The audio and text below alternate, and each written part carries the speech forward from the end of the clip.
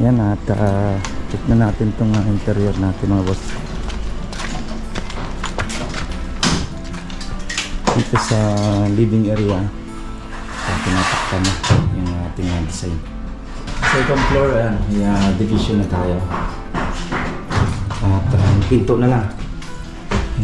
Pinto na lang kailangan ko dito at hamba. Kakabitan na lang natin ng pinto ng bike. Extension natin. Yan, pinapurmahan na yung extension at bubuhusan na rin naman. Late lang naman yan. Yung poste okay na nabuhusan na. Ito babakbakan na natin ito. Tataas na natin kasi medyo mababa siya. Finish na mga boss. May grout na rin siya dito. And then ito, okay na rin yung kanyang cabinet. Yan na. Okay na yung cabinet niya. Plastic na lang yan. Natanggalin na lang naman yung plastic niyan. Okay. Finish tayo dito sa second floor. Halos pababa na. Pagkataas ng wall na yun, kaysa mina na PVC panel, okay na.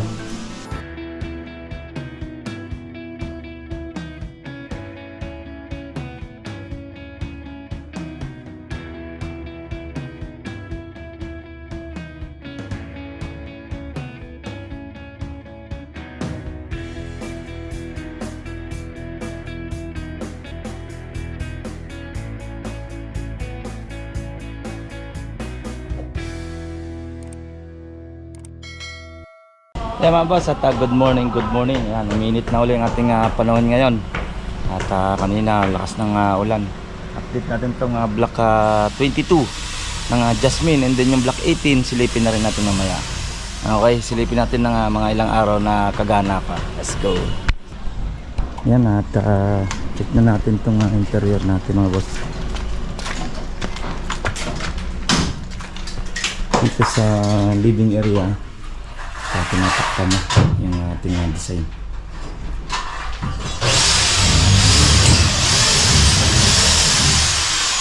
And then dito check natin sa second floor. Second floor, ayan, division na tayo. At pinto na lang. Pinto na lang kailangan ko dito at hamba. Kakabitan na lang natin ng pinto ng bike. Okay. Sa cube. Yan, pwede nang tuloy yung cube nito. Ay. Sa cube na.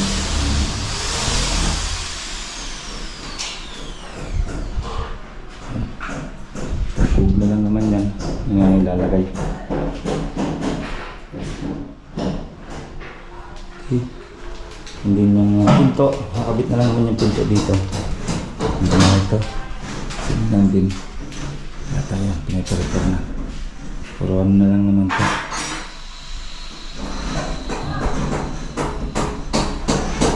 Extension natin. Yan, pinapurmahan na yung extension at bubuhusan na rin naman.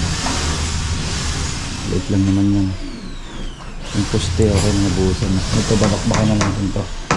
Tataas na natin kasi medyo mababa siya. Medyo tataas na yung niya. Tubig.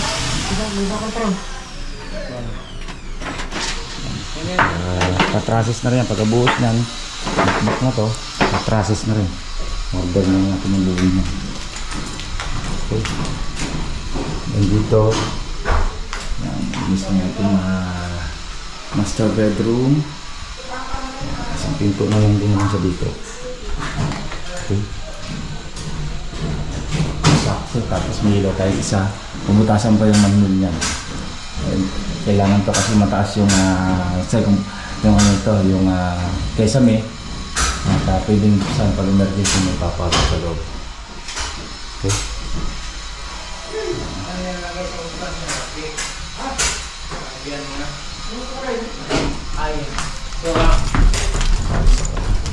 Diba?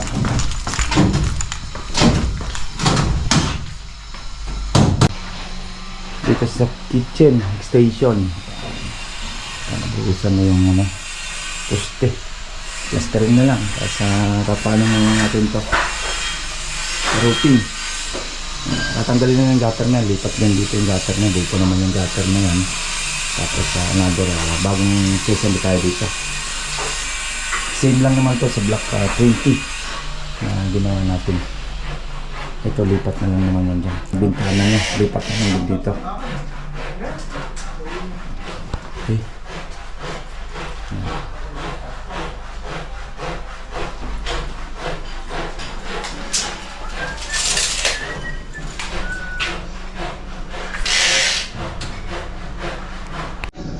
Yan.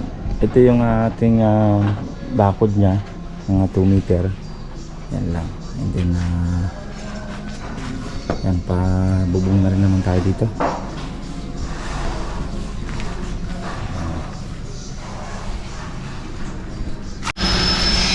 Ito naman yung firewall, waterproofing na natin to. Kaso ngayong week sana bala ko i-waterproofing. Problema ngayong week umuulan, kaya hindi ko natuluyan na waterproofing muna at naulan. Hintayin natin gumanda yung panahon bago ito ma-waterproofing na ulit. Okay. Yan mga boss, at yan ang pasilip natin dito sa block 22. At check naman natin yung block 18 ng Jasmine din. Tara, let's go. Yan, at check na rin natin itong Jasmine ng block 18. Jasmine block 18. Yan, napaka-finish nitong sa baba natin. Doon na pagkatapos PVC panel na. Okay na rin ito. Check natin sa itong sa itong po, ayan na, pinturahan na, pati yung railings niya, napinturahan. Bakit pa? Napinturahan na yung railings. Hindi na, nag-grout na rin ito. Ayan. Ayan, nag-grout na yung ano niya dito. Ito na, pinturahan na ito. Finish ito mga boss, second floor. Okay na ito nga, second floor dito. Finish na mga boss. Nag-grout na rin siya dito. And then ito, okay na rin yung kanyang cabinet. Yan. Yan, okay na. Okay na yung cabinet niya. Punas na lang.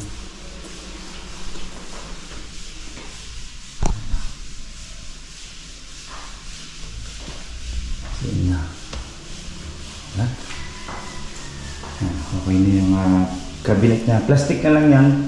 Natanggalin na lang naman yung plastic niyan. Okay. Finish tayo dito sa 7th floor. Halos pababa na. Pagkataas ng wall na yun, kaysa mina na PVC panel, okay na. Hindi na, hinihintay na lang natin yung extension nito. Baya, pagkakalam ko ngayong Friday darating yung permit. Yung pinagawa natin ng permit pa Friday pa rin. Yan. And then alam ko September na mabubuksan yung extension.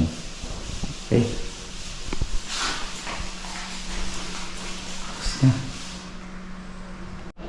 Yan mga boss, yan yung ating konting pasilip sa block 22, block 18.